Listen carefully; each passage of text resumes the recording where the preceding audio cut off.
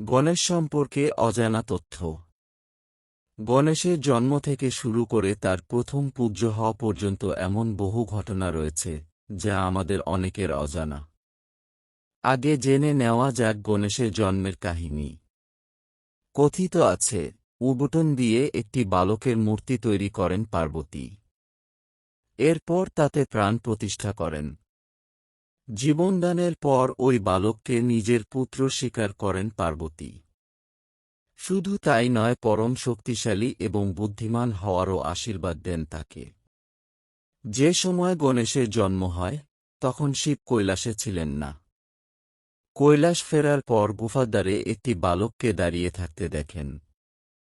সেই গুফাতেই ছিলেন পার্বতী। মায়ের আদেশ মেনে শিবকে ওই গুফায় প্রবেশ করতে দেননি গণেশ। ফলে গণেশের উপর রেগে যান মহাদেব। এরপরই দেবতাদের সঙ্গে গণেশের যুদ্ধ বাধে। একে একে সমস্ত দেবতাই গণেশের শক্তির সামনে পরাজিত হন। এরপর ত্রিশূল দিয়ে নিজের অজান্তেই পুত্র গণেশের শিরশ্ছেদ করেন মহাদেব। গণেশের মৃত্যুতে ক্রুদ্ধ পার্বতীকে শান্ত করতে অবশেষে গণেশের প্রাণ ফিরিয়ে দেন শিব।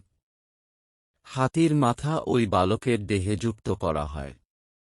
জন্মের কিছু সময় পর পিতার সঙ্গে যুদ্ধ এবং তারপর প্রথম পূজ্যের আসন লাভ করেন তিনি।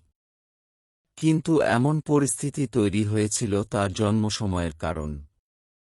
শাস্ত্র মতে ভাদ্রপদ শুক্লপক্ষের চতুর্থী তিথিতে গণেশের জন্ম হয়। তাই শাস্ত্রে ভাদ্রপদ শুক্লপক্ষের চতুর্থী অত্যন্ত গুরুত্বপূর্ণ। এই দিনই সারা দেশে গণেশ চতুর্থী পালিত হয়। জ্যোতিষশাস্ত্রে চতুর্থীকে রিক্তা তিথি বলা হয়েছে। সেদিন কোনো শুভ কাজ হয় না। কিন্তু সেদিনই গণেশের জন্মদিন হওয়ায় চতুর্থীতে রিক্তা তিথির দোষ গ্রাহ্য করা হয় না।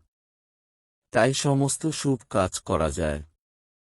গণেশের কুষ্ঠিতে লগ্নে বৃশ্চিক রাশি রয়েছে এবং মঙ্গল বিরাজ করছে। লগ্নস্থানে শনির পূর্ণ দৃষ্টি রয়েছে। আবার সূর্যের ওপর শনির দৃষ্টি থাকার ফলেই বাবার হাতে পুত্রের শিরশ্ছেদ হয়।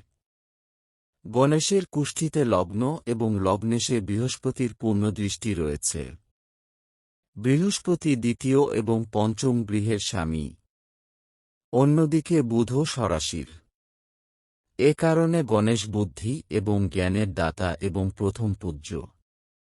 গণেশের কুষ্ঠিতে পঞ্চমহাপুরুষ যোগের মধ্যে শশ এবং রুচক নামের যোগ তৈরি হয়।